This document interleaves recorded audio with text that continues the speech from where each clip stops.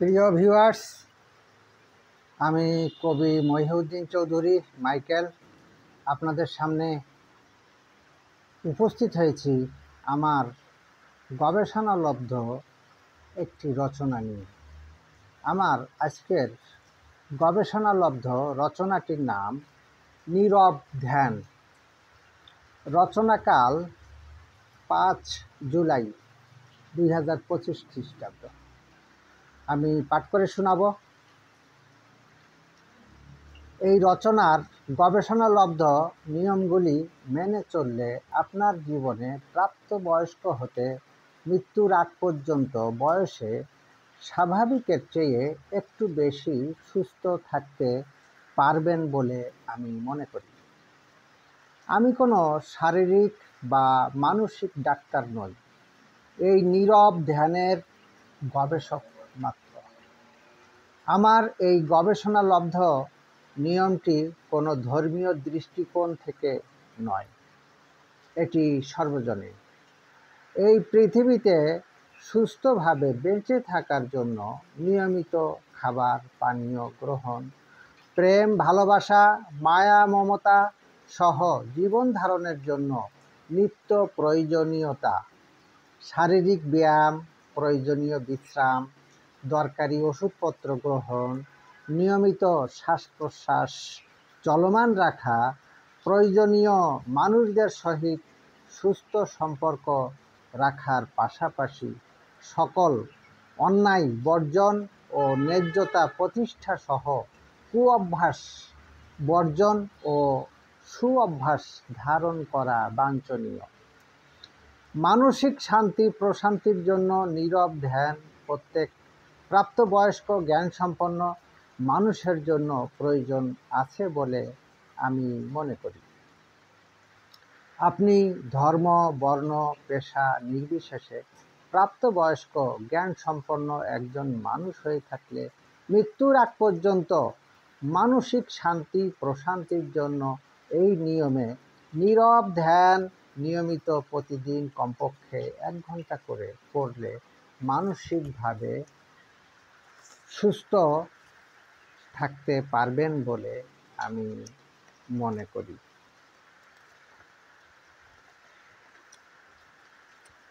আপনি নীরব ধ্যান কেন করবেন? মানসিক ও শারীরিকভাবে সুস্থ থাকার জন্য। একজন মানুষ পৃথিবীতে জন্মগ্রহণের পর হতে মৃত্যুর পূর্ব মুহূর্ত পর্যন্ত শারীরিক জ্ঞান হারানো ব্যতীত তার মেধার বিশ্রাম হয় না, কিন্তু শ্বাস প্রশ্বাস চলমান থাকে। আর এই শ্বাস প্রশ্বাস প্রকৃতির উপাদান বাতাস। একটু গভীর অনুভূতি দ্বারা ভাবুন, পৃথিবীতে একটি প্রাণী জন্মগ্রহণের পর হতে মৃত্যুর আগ পর্যন্ত বাতাস প্রতিটি জীবনে একটি বড় ভূমিকা পালন করে। যেমন কথা বলা বা বাক বা কণ্ঠধ্বনির মাধ্যমে মনের ভাব বিনিময় করা, বিনোদনের জন্য বহুবিধ সুরের মূর্ছনা সুর করে গান গজল গাওয়া বা শোনা, বিভিন্ন পশু পাখির মধুর বা কর্কশ ডাক শোনা, বিভিন্ন নিয়ম কানুন বা মতবাদের কথা মা বাবা আত্মীয় স্বজন শিক্ষক পণ্ডিত পুরোহিত ওস্তাদ মনিবের নিকট থেকে শুনে পৃথিবীতে বেঁচে থাকার নানা কৌশল শেখা বা বিশ্বাস অবিশ্বাস, ভয় লোভ হিংসা ভালোবাসা ঘৃণা মায়া মমতা ভালো মন্দ ইত্যাদি অর্জন করতে শেখা সবই প্রাণী কণ্ঠের দ্বারা বাতাসের মাধ্যমে নিয়ন্ত্রিত হয়ে থাকে। তদ্রূপ জীবনে বেঁচে থাকার জন্য শ্বাস প্রশ্বাস প্রকৃতির বাতাস কর্তৃক নিয়ন্ত্রিত হয়ে থাকে। একজন মানুষ ঘুমানোর পরও তার মেধা স্বপ্ন বা চিন্তায় কাজ করতে থাকে। তাই আপনি প্রতিদিন কমপক্ষে 1 ঘন্টা করে স্বেচ্ছায় আপনার মেধাকে নীরব ধ্যানের মাধ্যমে একটু বিশ্রাম দেওয়ার চেষ্টা করতে পারেন। সেক্ষেত্রে আপনার স্বাভাবিক জীবনে একটু মানসিক শান্তি প্রশান্তিতে থাকতে পারবেন বলে আমি মনে করি।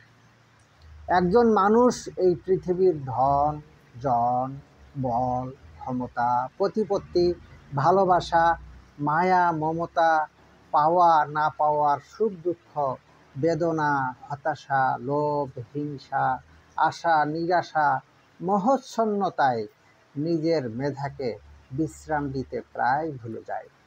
তাই মেধার বিশ্রামের জন্য নীরব ধ্যান খুবই প্রয়োজন বলে আমি মনে করি। নীরব ধ্যান কিভাবে করবেন? আসুন বন্ধুগণ, আমরা কোনো নির্জন স্থানে নিয়মিত প্রতিদিন কমপক্ষে 1 ঘন্টা নীরব ধ্যানের জন্য সময় দেই। আমরা প্রথমে শান্ত নীরব হয়ে সুখাসন করে আরামে অতি স্বাভাবিকভাবে বসি। কাহারও পিঠে বা কোমরে ব্যথা থাকলে পিঠ বা শরীর কোনো কিছুর সহিত হেলান দিয়ে আরামে অতি স্বাভাবিকভাবে বসি। আসুন আমরা ধীরে ধীরে নীরব ধ্যানে প্রবেশ করি।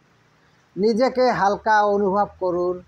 আপনার কর্মক্ষেত্র, পরিবার, সমাজ সব কিছু ভুলে নিজেকে দূরে সরিয়ে নিয়ে শুধুমাত্র আপনার নাকের অগ্রভাগের শ্বাস প্রশ্বাসের দিকে মনোযোগ দিন। দু চোখের পাতা স্বাভাবিকভাবে বন্ধ করুন ও ধ্যান শেষ না হওয়া পর্যন্ত দু চোখ অতি স্বাভাবিকভাবে বন্ধ রাখুন। এখন ভাবতে থাকুন, এই পৃথিবীতে আপনার শ্বাস প্রশ্বাস ব্যতীত বেঁচে থাকার কোনো উপায় নাই। শ্বাস প্রশ্বাস বন্ধ হয়ে গেলে পৃথিবীতে আপনি শারীরিকভাবে মৃত। তাই বলে হতাশ হবেন না বা ভয় পাবেন না, কারণ এই পৃথিবীতে একজন মানুষ না থাকলেও পৃথিবীর সব কিছু চলমান থাকবে। তাই পৃথিবীর সকল চিন্তা ভুলে শুধুমাত্র নাকের অগ্রভাগে শ্বাস প্রশ্বাসের দিক মনোযোগ দিয়ে নিজের মেধাকে বিশ্রাম দেওয়ার চেষ্টা করুন। যদিও বিষয়টি অতীব কঠিন, তাই পর্যায়ক্রমে অভ্যাস করে তুলুন। নিয়মিত নীরব ধ্যানের মাধ্যমে নিজের মেধাকে বিশ্রাম দিন, মনকে সুস্থ রাখুন।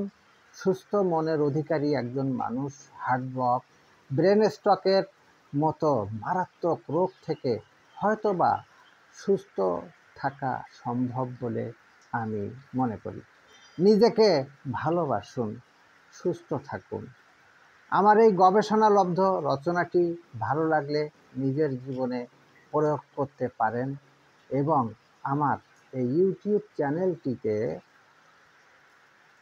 নতুন হলে সাবস্ক্রাইব করুন ও সকলে লাইক, কমেন্ট, শেয়ার করে সাথে থাকুন। সবাইকে ধন্যবাদ।